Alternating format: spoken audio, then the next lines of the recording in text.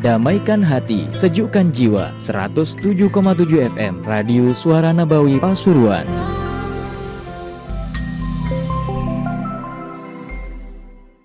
Assalamualaikum warahmatullahi wabarakatuh. Bismillah walhamdulillah wassalatu wassalamu ala rasulillah Sayyidina Maulana Muhammad bin Abdullah wa ala alihi wa sahbihi wa wala wa la hawla wa la quwwata illa billah, amma ba'd. Termasuk cara untuk melunakkan hati dan memecah hati yang keras adalah ziarah kubur. Hati itu menjadi keras karena ada ghaflah di dalamnya. Wa minal ghaflah, yaitu tidak mengingat akhirat.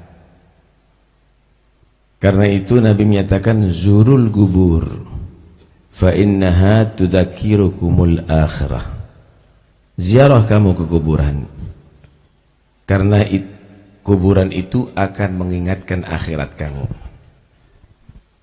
Kita sekarang berziarah ada di makam para aulia, utamanya Al-Habib Ahmad bin Syekh bin Syihab, Habib Abdullah bin Idrus bin Syihab, dan yang lain-lainnya ada di sini.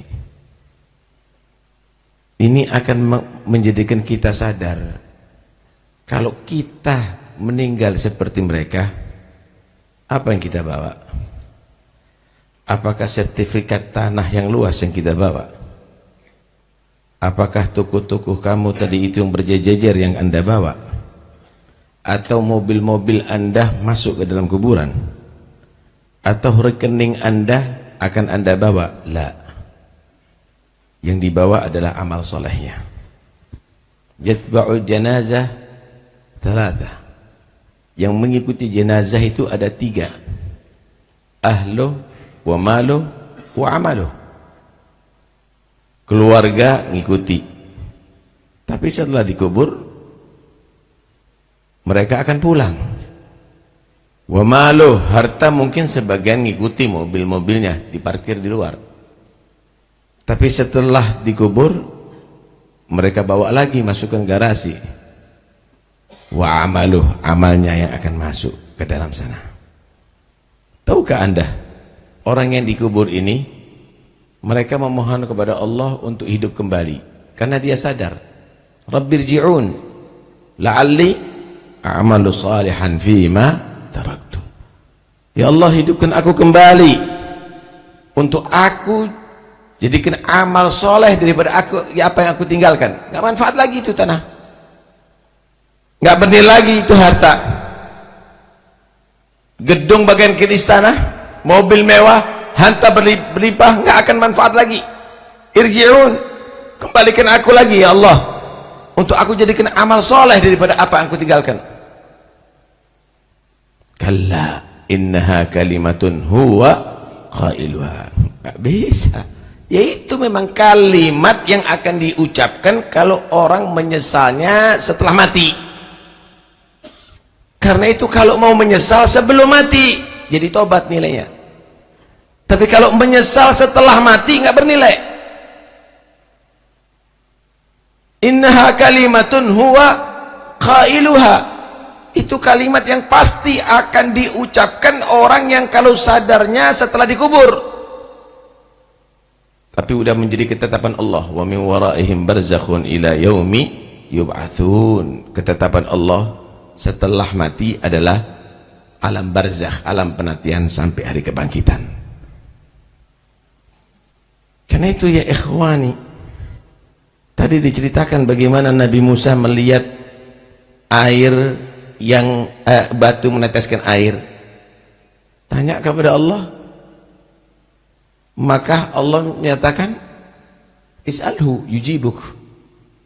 Tanya itu batu, akan menjawab kepada kamu. Ditanya, kenapa kamu menangis? Bukaul khasyah, tangisan takutan, takut kepada Allah karena khawatir termasuk bagian batu yang masuk neraka Allah. Setelah dijamin bahwa dia bukan termasuk batu itu karena yang dimaksud batu itu adalah batu berhala yang disembah, maka melewat lagi Nabi Musa kelihatan menetes lagi. Mahadal buka. Kalau kemarin bukaul khasyah, mahadal buka. Maka dijawab, dzaka bukaul khasyah wa hadza bukaus syukur. Ini adalah tangisan syukur kepada Allah. Itu udah dapat jaminan dari Allah bahwa dia tidak termasuk batu yang masuk neraka. Siapa menjamin kita tidak masuk neraka, saudara? Ada bukaul khasyah? Enggak ada. Tsumma qasat qulubukum min ba'di dzalika fahiya kal hijara aw ashaddu qaswa wa inna minal hijarati lama yatafajjaru minhu al-ma' wa inna minha lama yashaqqaqu fayahbitu min khashyatillah. Ternyata hati kita lebih keras daripada batu. Tidak ada yang meneteskan air mata karena takut kepada Allah Subhanahu wa ta'ala. Hakada ya ikhwani, hendaknya kita harus paham bahwa apa penyakit yang ada dalam dari hati kita ini. Apa? Jasad kita sakit, langsung kita bawa ke dokter. Sensitif, saudara. Baru terasa mumet dikit langsung tensi darah, tensi gula, minum obat yang pahit, siap untuk disuntik, bahkan ngamar biaya beratus-ratus juta disiapkan. Wal galab, kita nggak pernah merasa bahwa kita ini sakit, saudara. Duduk di atas kuburan gini tidak pernah merasa bahwa dirinya akan dikubur. Ini ghaflah. Lihat Sayyidina Muhammad sallallahu alaihi wasallam. Ada yang lebih hebat dengan Sayyidina Muhammad. Beliau menyatakan, "Ma rafa'tu qadami fa dhanantu anni ad'uha. Wa la akaltu ta'aman fa dhananni anni usighuha. Lugmatan fa dhanantu anni usighuha." Aku ini tidak melangkahkan kaki dan aku tidak yakin, jangan-jangan sebelum aku taruh kakiku, aku keduluan mati, kata Rasulullah. Aku ini tidak makan makanan, aku belum yakin bisa menelan makanan itu. Mungkin sebelum aku telan, aku sudah mati, kata Rasulullah. Kadang-kadang beliau batal wudhu, mau wudhu, air udah deket, saudara. Tapi sebelum sampai air, langsung tayamum Rasulullah. Ditanya, al-ma'u qarib, air udah deket ya Rasulullah. Kata Nabi, aku khawatir berjalan ke sana, sebelum sampai ke air aku mati dan aku tidak punya wudhu. Isyil ghaflah. Apa ini, lupa model apa yang ada pada diri kita ini, ya ikhwani? Ada yang lebih hebat dari Nabi sallallahu alaihi wasallam. Di belakang kita ya ikhwani ada geber, ada al-maut, sakaratil maut. Sakit ya ikhwani, sakaratil maut illa man rahimahullah.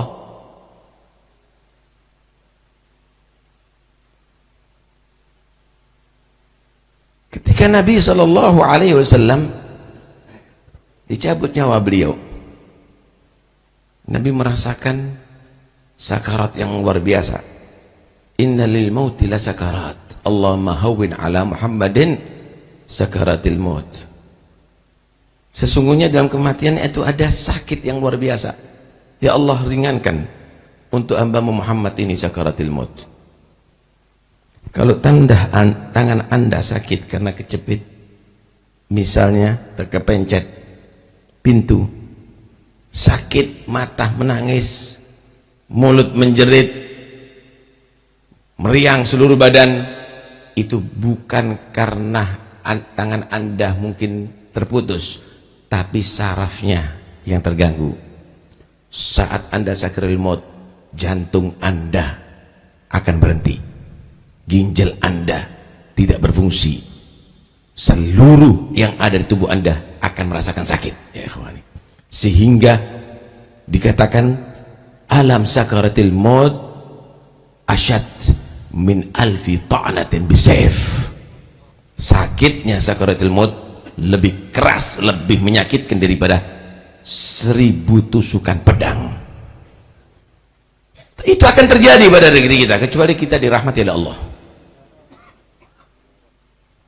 Kemudian Nabi bertanya, apakah umatku akan merasakan begini sakaratil maut? Maka Israel menyatakan, ini adalah yang paling halus cara aku mencabut nyawa seorang. Nabi menyatakan, separuh sakarat umatku aku tanggung, kata Rasulullah sallallahu alaihi habib.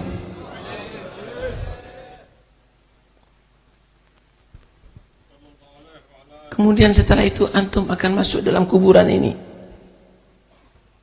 sendiri, wahid, muka tanah, belakang tanah, atas tanah, bawah tanah. Wala yanfa'uk illa amaluk, tidak akan manfaat kecuali amal kamu. Ya, sekarang Anda menilai dolar itu berharga, emas itu berharga, harta Anda itu berharga. Tapi kalau Anda sudah mati, baru Anda akan tahu nilainya qiyamul lail, nilainya baca Al-Quran, nilainya sedekah, nilainya berjamaah, nilainya berzikir kepada Allah Subhanahu wa ta'ala. Karena itu wala taghurrannakumul hayatud dunya, jangan tertipu dengan kehidupan dunia ini, karena kehidupan dunia ini semuanya akan berlalu. Allah mengatakan la'ibun walahun, permainan. Tahu ada permainan? Kalau anak kecil lagi main monopoli, dia beli stasiun, dia beli pulau, dia beli hotel, duitnya banyak. Tapi setelah dia dewasa, dia akan merasa, anak nggak punya itu, semuanya itu hanya permainan. Harta itu permainan. Nanti kalau antum mati, ternyata hektaran tanah Anda itu permainan, saudara. Harta Anda itu adalah permainan. Karena itu jangan bermain-main di atas dunia ini. Amrujid, urusannya serius, karena Anda akan dipertanggungjawabkan di hadapan Allah. Belum nanti al-ba'ats, dan bagaimana Anda berdiri di hadapan Allah. Wa amma man khafa maqama rabbih wa nahan nafsa 'anil hawa fa innal jannata hiyal ma'wa. Orang yang takut bagaimana nanti ketika menghadap kepada Allah di atas dunia, dia mencegah nafsunya, maka surga akan menjadi tempatnya nanti di hari kiamat. Anda akan dipertanggungjawabkan. Yang Anda lihat selama hidup apa saja, yang Anda dengar apa saja, yang Anda ucapkan apa saja, yang Anda melangkah kaki kemana saja, yang Anda makan apa saja. Inna sam'a wal basara wal fuada kullu ulaika kana anhu mas'ula. Pendengaran, pandangan, bahkan pikiran kamu akan dipertanggungjawabkan di hadapan Allah. Boleh jadi ya ikhwani, kalau kita ini buta mulai bayi, kita akan punya alasan, saya tidak bisa baca Quran karena saya buta. Boleh jadi kalau Anda tuli mulai bayi, saya tidak bisa mendengarkan nasihat karena saya tuli. Boleh jadi kalau Anda lumpuh mulai bayi, saya tidak bisa sholat berjamaah di masjid karena aku lumpuh. Tapi Allah berikan itu semuanya pada antum semuanya. Apa yang antum jawab di hadapan Allah ya ikhwani? Mau main-main di hadapan Allah? Afa hasibtum annama khalaqnakum abatha wa annakum ilaina la turja'un? Apakah kamu kira aku ini mau main-main kepada kamu?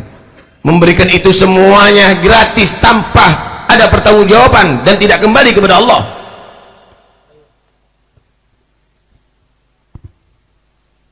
Minimal ya ikhwani, jadilah orang yang nanti di hari kiamat tidak dipermalukan di hadapan Allah. Karena itu ayo kita sadari bahwa kita semuanya adalah dilahirkan untuk menjadi mayit. Siapa yang akan selamat daripada maut? Siapa? Para anbiya pun mati. Sayyidina Muhammad meninggal dunia ya ikhwani. Sayyidina Muhammad, innaka mayitun wa innahum mayitun afa imitta fahumul khalidun. Nggak ada yang selamat dari itu al-maut. Sekarang haula habaib ini, mereka sudah mauta, tetapi mereka ahya'un 'inda rabbihim yurzagun. mayit karena sudah kita kubur, tapi mereka hidup di sisi Tuhannya, mendapatkan rezeki, farihina ma atahumullah min fadlih. Mereka menjadi orang bahagia karena mendapatkan pahala dan kenikmatan yang luar biasa di sisi Allah Subhanahu wa taala. Terus kita apa yang kita bawa? Hitung mulai balik sampai umur sekian, lebih banyak mana dosa dan pahalanya? Zikir sama ghaflahnya. Lebih banyak mana maksiat dan taatnya? Mau masuk kubur dengan banyak dosa ya ikhwani. Karena itu saatnya kita sekarang bertobat dan kita bertawassul dengan mereka semuanya. Mudah-mudahan Allah menerima tobat kita. Saatnya kita sekarang untuk menanam niat sisa umur kita yang mungkin lebih singkat daripada umur yang kita lalui, kita gunakan untuk meningkatkan takwa dan taat. Dan saatnya kita mohon kepada Allah, la ilaha illallah, mudah-mudahan panjang umur. Kata Abdul Haddad, wala'alla yaumaka qad hadar. Jangan-jangan hari ini ada terakhir bagi kamu dan besok kamu min ahlil kubur. Saatnya Anda semuanya memohon husnul khatimah. Ya Allah biha, ya Allah biha, ya Allah bihusnil khatimah, ya Allah biha, ya Allah biha, ya Allah bihusnil khatimah, ya Allah biha, ya Allah biha. Saat itu apa yang Anda harapkan? Adakah yang masih berpikir ambisi menjadi pejabat? Adakah yang masih ambisi saat Israel datang untuk menjadi orang kaya raya? Saatnya Israel akan ketika datang, adakah yang masih ambisi untuk cari pengaruh, ketenaran? Lah, di situ baru Anda akan mengetahui la ilaha illallah adalah yang paling penting. Karena itu, ayo kita disaksikan oleh mereka para aulia Allah. Ya Rabb, mudah-mudahan ba'da umrin tawil, ba'da umrin tawil, ma'asih wal afiyah, mudah-mudahan saat itu kita dapat ditakdir mengucapkan la ilaha illallah.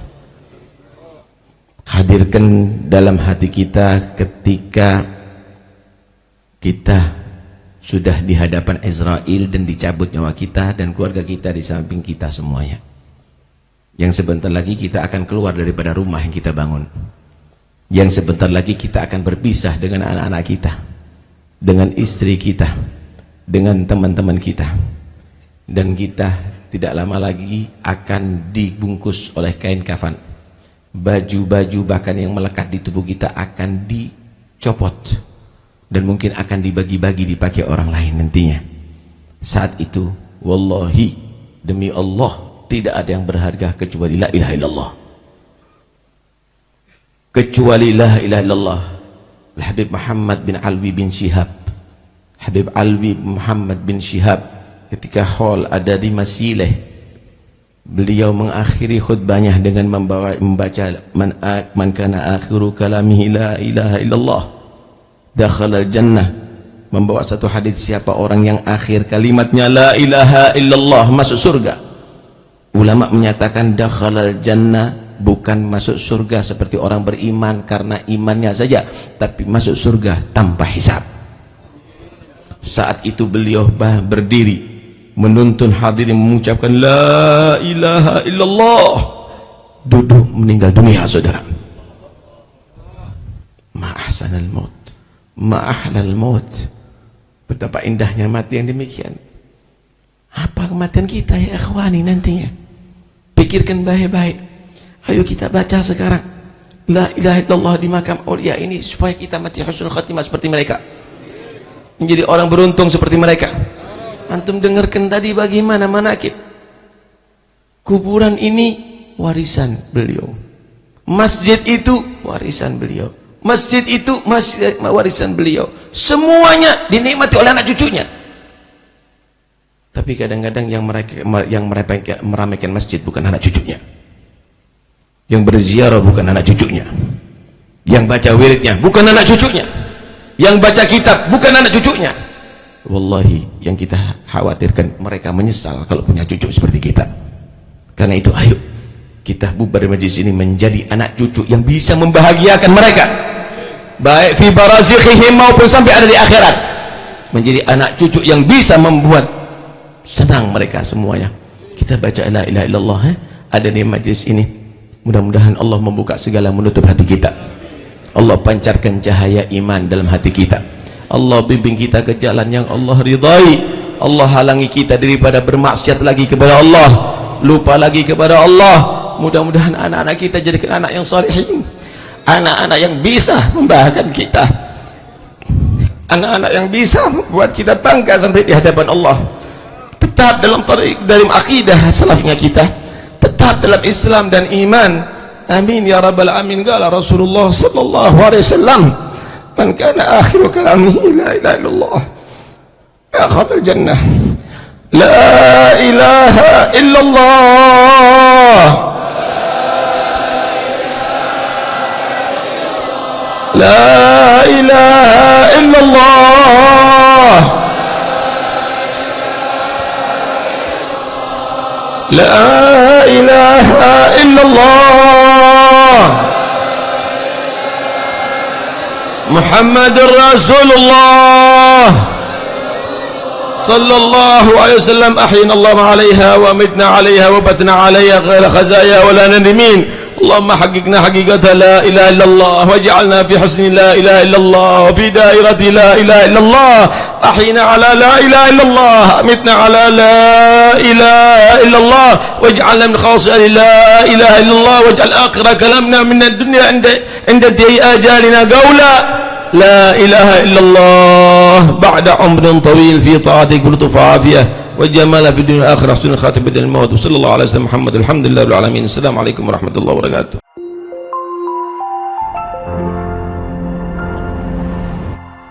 Damaikan hati, sejukkan jiwa. 107,7 FM Radio Suara Nabawi Pasuruan.